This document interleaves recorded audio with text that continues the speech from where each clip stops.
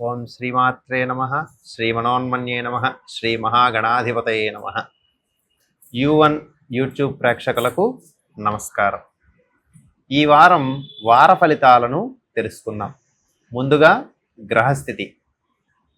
చంద్రభగవానుడు మిథున నుండి కన్య రాశి వరకు, కర్కాటక రాశిలో గురువు, సింహరాశిలో కేతువు, తులారాశిలో రవి సంచారము, శుక్రభగవానుడు తులారాశిలో, వృశ్చిక రాశిలో కుజుడు బుధుడు మరియు కుంభరాశిలో రాహువు, మీనరాశిలో శని సంచారము. గ్రహస్థితి ఆధారంగా ఈ వారము మేషరాశి వారికి ఏర్పడబోయే ఫలితాలను తెలుసుకుందాం. అశ్విని భరణి కృత్తిక 1వ పాదం నక్షత్ర జాతకులు మేషరాశి వారు. మేషరాశి వారికి ఈ వారం కొంత అనుకూల పరిస్థితులు ఏర్పడడానికి అవకాశం ఉంటుంది. స్త్రీ మూలక ధనలాభము మరియు స్త్రీలతో ఆనంద ఉల్లాస ఉత్సాహ కార్యక్రమాలలో పాల్గొంటారు. మానసికంగా ఉత్సాహంగా ఉంటుంది.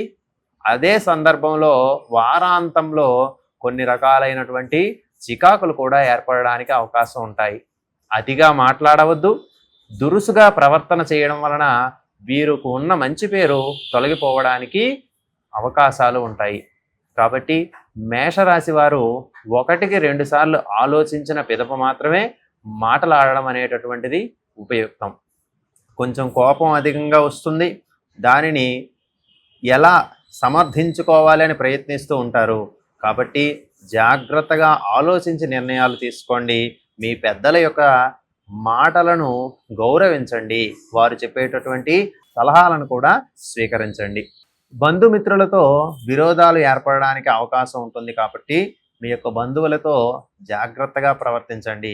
అవసరం ఉన్నంత వరకు మాత్రమే సంప్రదింపులు చేయండి. అనవసర విషయాలలో జోక్యం చేసుకోవడం ఈ వారం మేషరాశి వారికి అంత ఉపయుక్తమైనటువంటి పరిస్థితిగా కనిపించలేదు. ఉదర సంబంధమైనటువంటి సమస్యలు ఏర్పడడానికి, మూలవ్యాధి సమస్యలు ఉన్నటువంటి వారు కూడా ఈ వారం కొంచెం ఇబ్బందికరమైనటువంటి పరిస్థితి కూడా ఉంటుంది. కాబట్టి ఆరోగ్యం విషయంలో ప్రత్యేకమైనటువంటి శ్రద్ధ వహించడానికి ఈ వారం మేషరాశి వారు పూనుకోవాల్సి ఉంటుంది. ప్రధానంగా తినే ఆహారాన్ని కలుషితం లేనిదిగా గుర్తించండి. బజార్లో దొరికే అన్ని ఆహార పదార్థాలను స్వీకరించకుండా గృహ ఆహారాన్ని తీసుకోవడం ఎంతో ఉపయుక్తమైనటువంటి పరిస్థితి. అలాగే ప్రయాణాలు చేస్తూ ఉంటారు. ఈ ప్రయాణాలలో కూడా శ్రమ ఎక్కువగా ఉంటుంది. ఉదాహరణకు ఒక రైలు ప్రయాణం చేద్దాం అనుకునేటప్పుడు అక్కడ రిజర్వేషన్ దొరుకుతుంది, కానీ చివరి సమయంలో ఆ రిజర్వేషన్ క్యాన్సిల్ అవ్వడం వలన ప్రయాణాలలో చిక్కులు ఎదుర్కొంటూ ఉంటారు.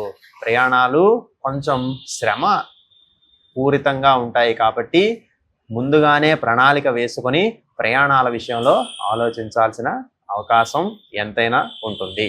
మీరు ఈ వారం తలపెట్టబోయే కార్యాల్లో కొంత అనివార్య పరిస్థితులు ఏర్పడతాయి.